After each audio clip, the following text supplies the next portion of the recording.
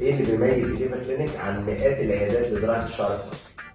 نرجع نقول انه اللي بيميزنا عن اي عيادات هنا موجوده في مصر او في تركيا انه الكادر اللي بيشتغل على العيان او على البيشنت كله كادر طب. والادوات برضو بتاعتنا، احنا ادواتنا كل شهر بتيجي لنا من تركيا، ادوات عاليه الجوده، احدث ادوات تتطور فيها او وصلت لها زراعه الشعر. مده العمليه؟ هو ده الفرق بيننا وبين اي عياده.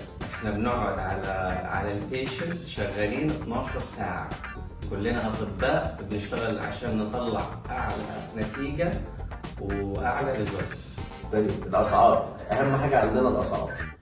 والاسعار للاسف احنا غاليين جدا، ولكن خلينا نقول انه الغلا ده هو قيمه اطباء، قيمه ماتيريال، قيمه ريزلت احنا واثقين منها. طيب المصريين بيحبوا الخصومات، نتكلم مثلا ممكن تعمل لنا خصم بمناسبه الافتتاح قد ايه؟ هقدم لكم خصم اول 15 يوم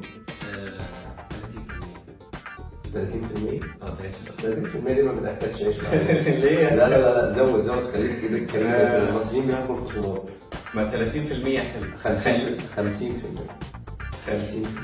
كده 50%. مبروك عليك يا دكتور، سوا 50%. يوم واحد يوم 15/10 اي حد عايز يعمل عمليه زراعه شعر هيتواصل معاهم، والكشف مجانا اصلا يعني انت هتواصل معاهم بعد كده هيجي يكشف مجانا. عجبك الدنيا والعروض تمام والدكاتره واتعاملت مع الدكتور استريحت نفسيا، نفذ معاهم. الناس دي جامده جدا.